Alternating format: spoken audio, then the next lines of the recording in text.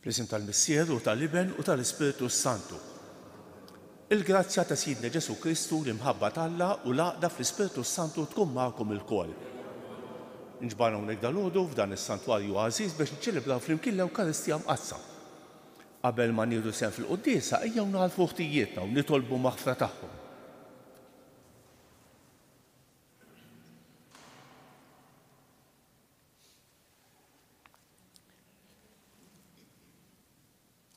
Illum hija ġurnata ferjali, imma nistgħu niċċelebraw ukoll it-tifkira ta' Santa Katarina Laborea. Se nofru dan is-sagrifiċċju tal-quddiesa għar-ruħ Nancy Buħaġar. Int li jogħġbok issir bniedem bħalna biex issalvana mulej ħniena. Int li rid mutarina fuq is-salib Kristu ħniena. Int li ġajf taħtilna triq tas-sema mulej ħniena. Iħenna għalina Alla li jista' kollox, jaħfrilna dnubietna u jwassalna għal ħajja ta' dejjem. Nitolbu. Anqal mulej ir-rieda tal-fidili tiegħek biex jitħejjew dejjem aħjar ħalli jagħmlu frott ta' Emejja l-Qaddisa u jkollhom dejjem l-għajnuna tat-tieba tiegħek. Bibnek Ġesu Kristu siedna li hu Alla u miegħek jgħix u jisaltan flimkien mal-Ispiritu Santu għal dejjem ta' dejjem.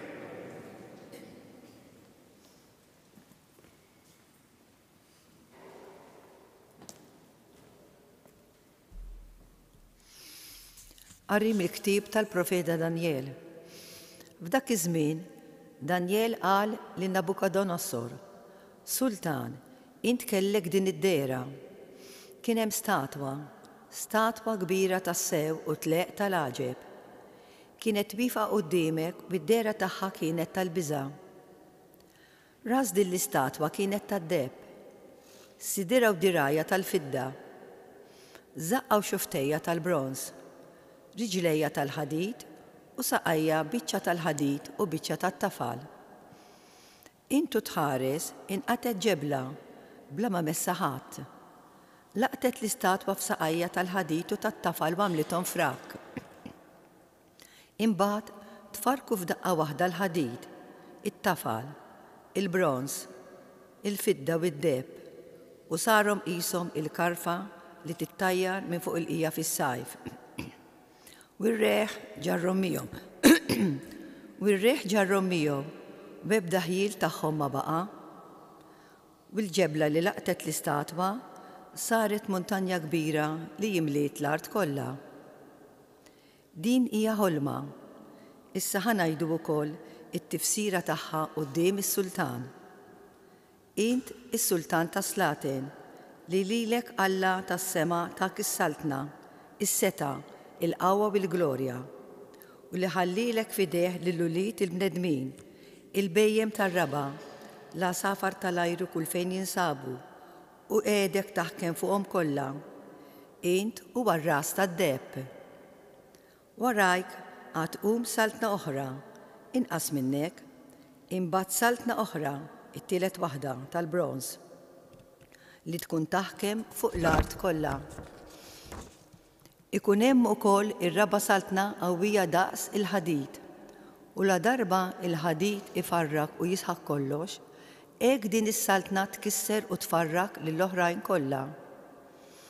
U billi is-saqajn bis-swaba rajthom biċċa tafal tal-faħħari u biċċa tal-ħadid, is-saltna tkun maqsuma bi kollha fija mill-qawwa tal-ħadid, la darba mat-tafal kien hemm imħallat il-ħadid. U kif is-swaba tas-saqajn kienu biċċa tal-ħadid u biċċa tat-tafal, hekk is-saltna tkun biċċa qawwija u biċċa dgħajfa. U bħalma inti rajt il-ħadid imħallat mat-tafal, hekk huma jitħaltu bejniethom bi żwiġijiet imma ma jingħaqdux waħda mal-oħra, l-istess kif il-ħadid ma jingħaqadx mat-tafal. Imbagħad fi żmien dawn is-slaten Alla tas-sema iqajjem saltna li ma tinqered qatt u li l-ħaqma tagħha ma tgħaddix għal poplu ieħor. Jitfarrak u ttemm is-saltniet l-oħra kollha waqt li hi tibqa' wieqfa għal dejjem. Kien għalhekk illi inti rajt mill-muntanja tinqata' ġebla bla ma messa ħadd u farket il-ħadid, il-bronz, it-tafal, il-fidda u id-deb. Il-Kbir Alla għaraf is-Sultan b'dak li kienet jiġri l qudiem. Il-ħolma hija minna u bit-tifsira tagħha ta' min jemmina. Il-kelma tal-mulej. Ngħidu flimkien, faħru u Olloh fuq kollox għal dejjem. Birku emejjel kollha tal-mulej il-mulej. Ngħidu flimkien, faħruh. Birku anġli tal-mulej il-mulej. Faħruh. Birku smewwiet il-mulej. Faħruh. Birku il-mijiet kollha ta' fuq is-sema lil-mulej. Faħruh. Birku setat kollha il-mulej. Inqumu bil-wifqa. Alleluja, alleluja. Ibqa' fidil sal-mewt jgħid il-mulej u jien nagħtik il-kuruna tal-ħajja. Alleluja.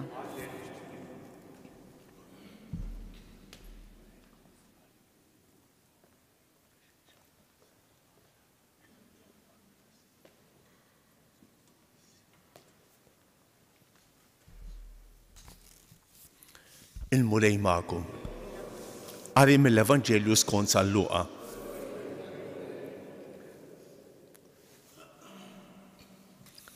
F'dak iż-żmien kien hemm xi wħud li bdew jgħidu fuq kemm it-tempju kien imżejjen b'ġebel sabiħ u għotjiet. Iżda Ġesu qalilhom, kull ma qegħdin taraw għad jiġi żmien li ma tibqax ġebla fuq oħra minnu li ma tiġġarrafx. U huma staqsewh qalulu Mgħallem, issa dan meta għad jiġri? U xi jkun is-sinjal li dawn il-ħwejjeġ ikunu waslu biex iseħħu?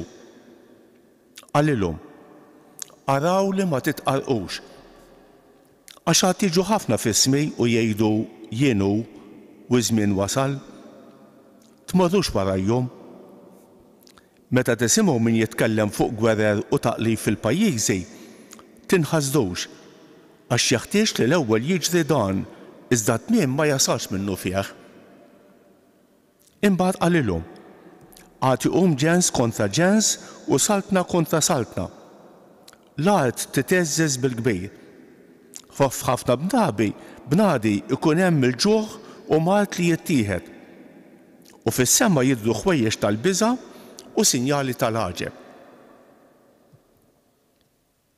Il-kelma tal-mulej tifħir lilek Kristu.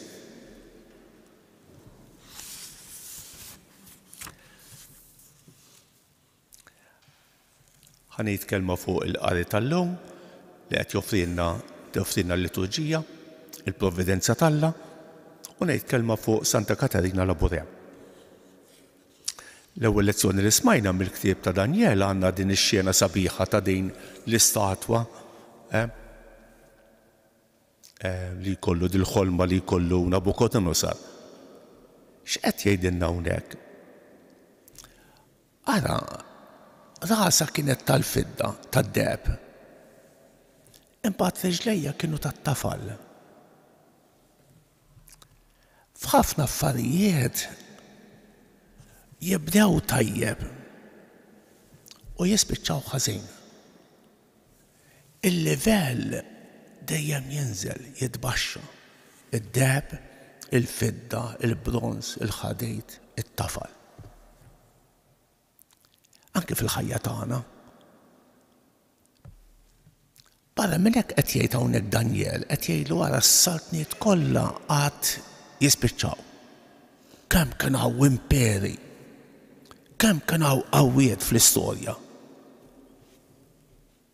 Għaddew. Tawx baqa' biss is-saltna ta' Ġesu Kristu. Dejn il-ġebla tax-xewka li xterdet mad-dinja kollha. Għadna kif iċċelebrajna Kristu Sultan nhar il-Ħadd. Dejn is-saltna ta' Ġesu.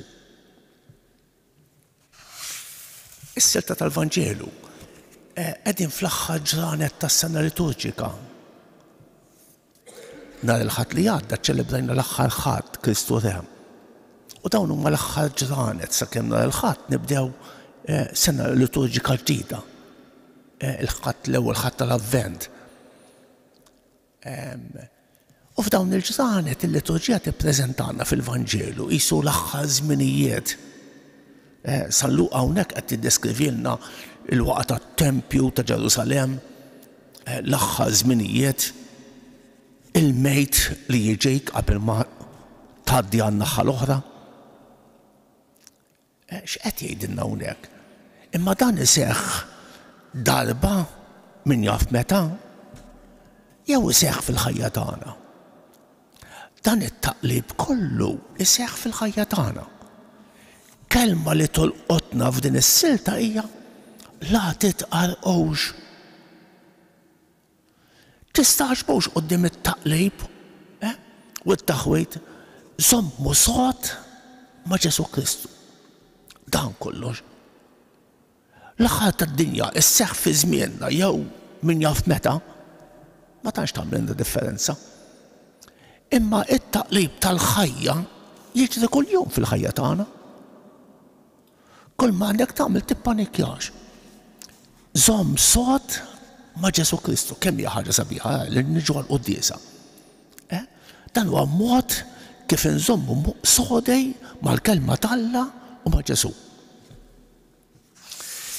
Illum ukoll niċċelebraw il-Santa Katarina Laborem. Il-bieraħ suppost iċċelebrajna it-tifkira tal-medalja mirakoluża. Ara, l-lum Santa Katarina Laborem marbuta ma' din tal-medalja mirakoluża. Din kienet tfajla li daħlet soru ma' sorijiet tal-karità ta' San Vincenz de Paul u 23 sena kienet għadha novizza. Kienet f'Rudepark f'Pariġi. Knisja fejn hemm devozzjoni kbira, darba kelli xogħol immur. Hemm devozzjoni tagħha b'sikkina. U jkun hemm nies daħlejn u ħerġejn u żgħażagħ u tfal jitolbu. Fejn il-Madonna dehret lil din il-qaddisa Santa Katarina Laborem kienet għadha 24 sena, novizza. U tagħta direttivi kif tagħmel il-medalja mirakoluża. Ngħidulha mirakoluża għax tant qalet grazzi. Tant saru mirakli permezz tagħha. Madwar qaltilha kif tkun id-domna. Il-Madonna bidejja miftuħejn hekk u ħarġin ir-raġġi minn idejja. Sinjal ta' grazzi u ta' barkiet. In-naħa ta' wara hemm is-salib, hemm emme fuqu u hemm żewġ tiqlub il-qalb ta' Ġesu u l-qalb ta' Marija. U hemm il-kelmiet quddiem u Marija mnisla bla dnub itlob għalina li qegħdin nirrikorru lejk. Din hija d-domna mirakoluża. Kemm hija ħaġa sabiħa li jkollna din id-domna fuqna. Żgur li taħlisna minn ħafna perikli għal-ruħ u għal-ġisem. Dejn Santa Katarina Laborem hija marbuta ma' dejn id-devozzjoni Rudepark. Dejn il-rivelazzjoni tal-Madonna lil Santa Katarina Laborem seħħet 24 sena qabel ma l-Papa Piju XII iddikjara id-domba tal-Kunċizzjoni. Ara, u Marija mnisla bla dnub rridu jgħaddu 24 sena biex tiġi definita d-domma tal-Kunċizzjoni Marija imnisla bla ħtija u li mbagħad ġiet ikkonfermata wkoll 4 snin wara fid-deriet tal-Lurd meta il-Madonna qalet lil Bernadette jiena jien l-Immakulat Kunċizzjoni. Ejjew aħna wkoll nikbru fl-imħabba tagħna li nomna Marija u f'dejn id-devozzjoni qawwija sabiħa tad-domna mirakoluża.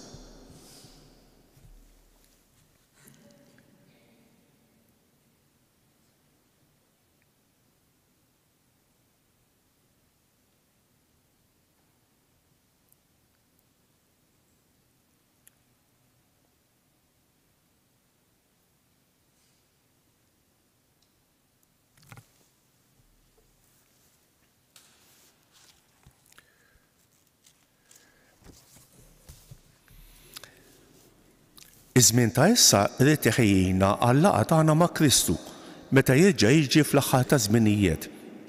Nitolbu biex ngħixu dan iż-żmien fl-istennija tal-miġġa tiegħu fil-glorja aħna ngħidu ejja mulej, ejja mulej. Kristu, il-Knisja trid tkun sinjal ta' dawl li jdawwal il-ġnus sabiex hija taqdi l-missjoni tagħha ta' salvazzjoni f'fedeltà u kuraġġ nitolbu. Ejja mulej. Is-sura ta' din id-dinja qatt tgħaddi sabiex il-bnedmin ifittxu dejjem is-saltna tal-Alla u l-ġustizzja tiegħu nitolbu. L-anzjani u l-morda spiss jħossu t-tmiem ta' ħajjithom fil-qrib sabiex jemmnu li inti se tkun qed tistennihom ħalli tagħtihom il-premju mistħoq għall-ħidma tagħhom f'din id-dinja nitolbu. Il-futur tad-dinja huwa mċajpal minn ħafna biża' sabiex aħna narfu t-tajjeb li hemm fina u madwarna u nirbħu d-deni bil-ġejt nitolbu. Nitolbuk mulej għalina l-koll li ġejna din l-Ewkaristija, għatina li nozzu l-kelma tiegħek u ngħixu l-mument preżenti anke fost ħafna diffikultajiet marbutin miegħek nitolbu. Nitolbuk mulej għal dawk kollha li ħaniltaqgħu magħhom illum, għal dawk li qalulna biex nitolbu għalihom jew wednihom it-talb tagħna u nitolbuk għal dawk li għaddejjin minn momenti tqal fil-ħajja. Fosthom il-morda, dak li huma weħidhom, dawk li huma għaddejjin minn inġustizzja, minn solitudni, dak li għaddejjin minn momenti diffiċli fil-ħajja nitolbu. Nitolbuk mulej għal pajjiżna, nitolbuk għal paċi fid-dinja, mulej ħenna għalina u għatina il-paċi tiegħek nitolbu. U Alla li bil-qawwa tiegħek ħlaqt id-dinja b'kull ma fija u fil-provvidenza tiegħek twassal kollox sa tmiem. Ilqa' dawn it-talbiet tagħna u għamel li r-rieda tiegħek tkun il-paċi tagħna bi Kristu Siedna.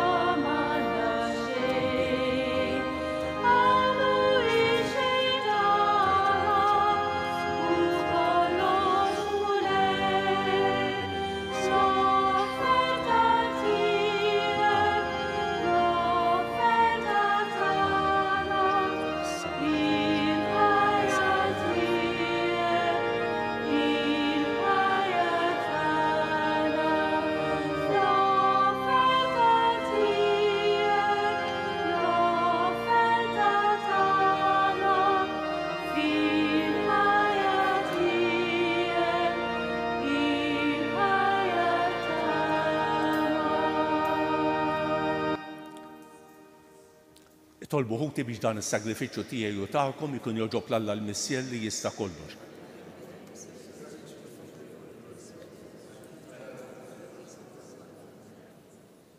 Ilqa' mulej dawn l-offerta qaddisa li inti rridna nikkonsagraw lill-ismek u għamel li nobdu dejjem il-kmandamenti tiegħek biex bis-saħħa ta' dawn l-offerti noġbu lit-tieba tiegħek. Bi Kristu Siedna il-mulej magħkom. Nerfgħu qlubna l fuq. Niżu ħajr lill-mulej Alla tagħna.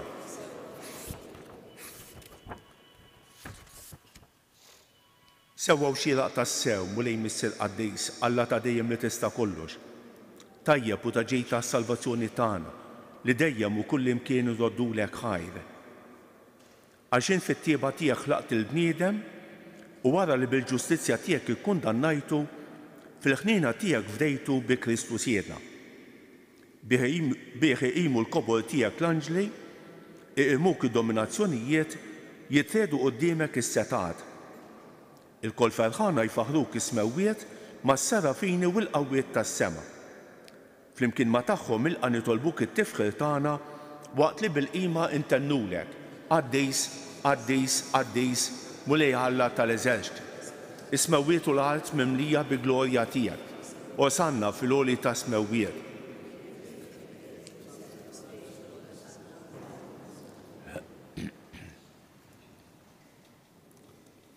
Qaddis tas-sew int mulej, inti lajn ta' kull dusija. Qaddes għalek nitolbuk dawn l-offerti bil-barka tal-Ispirtu tiegħek biex isiru għalina il-ġisem u d-demm ta' Sidna Ġesu Kristu, li meta kien se jingħata biex mir-raj ħibati ħaj il-ħobs, ratt il-ħajr, qasam, tal id-dixxipli tiegħu u qal: ħudu u kulu l-kol minn dan, għax dan huwa ġismi li jingħata għalikom.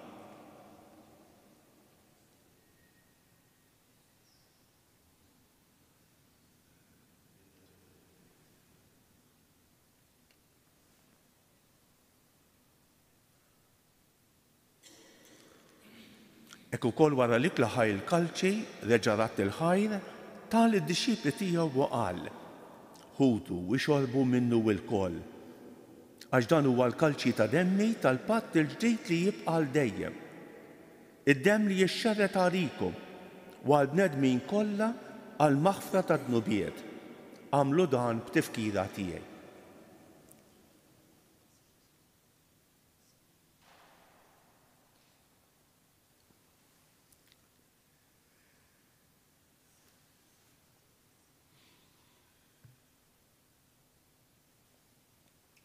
Dan hu l-misteru tal-fidi.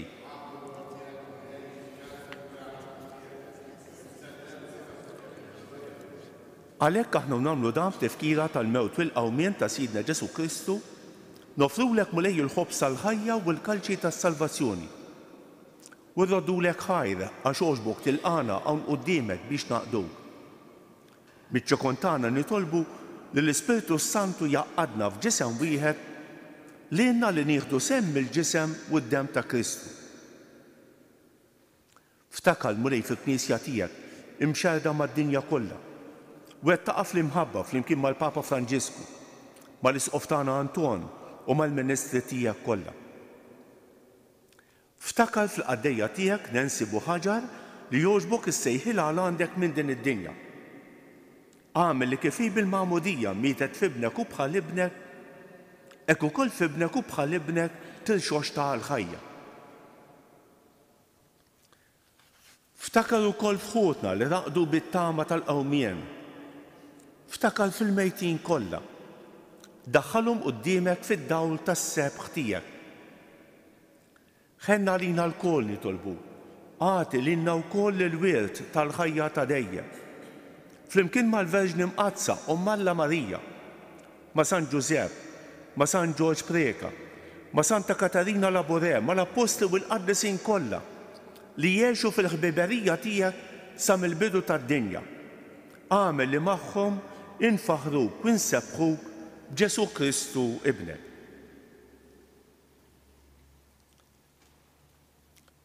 Bi Kristu, ma' Kristu u fi Kristu jingħata lilek Alla missier li tista' kollox flimkien mal-Ispirtu Santu kull ġieħu glorja għal dejjem ta' dejjem. Ejjew nitolbu kif għallimna u ridna nagħmlu li bentalla għas-salvazzjoni tagħna. Missierna li inti f'ismewwiet, jitqaddes ismek, tiġi saltnatek, ikun li trid int kif fis-sema hekk da fl-ard.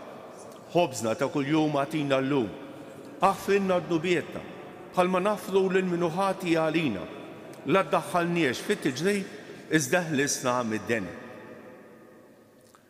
Eħlisna nitolbuk mulej minn kull deni. Għatina fit-tieba u ħnina tiegħek il-paċi fi żmienna biex inkunu ħielsa dejjem midnub u imħarsa minn kull inkwiet. Aħna nistennew u nittamaw ilena u l-miġja tas-Salvatur tagħna Ġesu Kristu. Mulej Ġesu Kristu li qed l-apostli tiegħek inħallilkom isliem, nagħtikom isliem tiegħi la tħarrix lejn dnubietna, iżda ħares lejn il-fidi tal-Knisja tiegħek. Għatija isliem u l-għaqda li inti trid fija, inti tgħix fis-Saltan għal dejjem ta' dejjem. Il-paċi tal-mulej tkun dejjem magħkom. Għatu il-paċi lil xulxejn.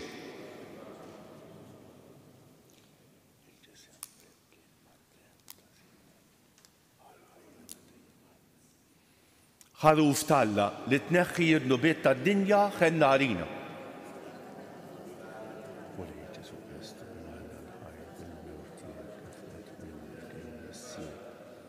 Bil-ħidma tal-Ispiritu s-Saħħa id-din dan il-ġisem u d-dem għad-destijak aħlisna meħtijieti kollha u minn kull ħadd. Żomni dejjem fidel lejn il-kmandamenti tiegħek. Tħallina qatt ninfereħ minnek. Danu l-ħaruf Talla, danu li jneħħi d-nubiet tad-dinja. Ħejjen dawk li huma mistiedna għall-ikla tal-ħaruf. Mulej ma jistħoqlix li tidħol taħt is-saqaf tiegħi iżdejt kelma waħda u ruħi tkun imfejqa.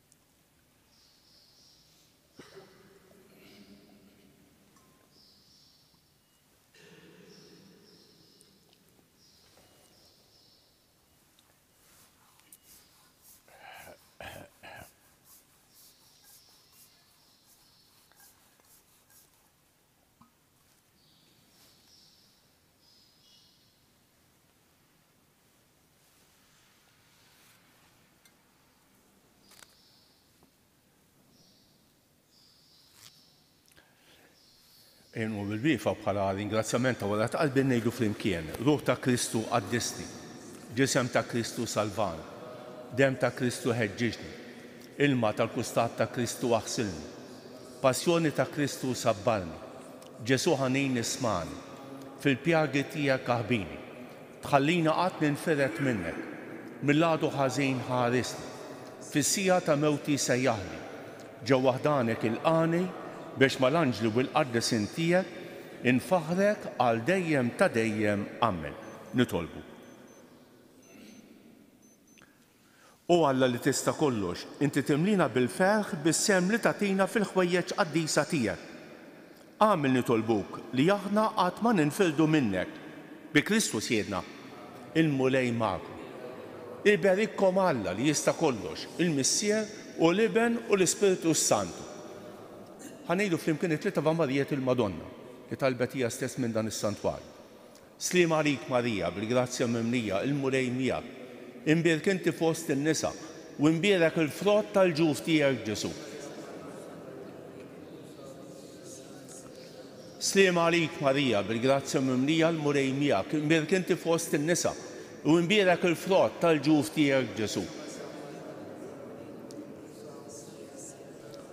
Slim għalik Marija, bil-grazzja mimlija l-mulej miegħek, imbierek inti fost in-nisa u imbierek il-frott tal-ġuf tiegħek Ġesu.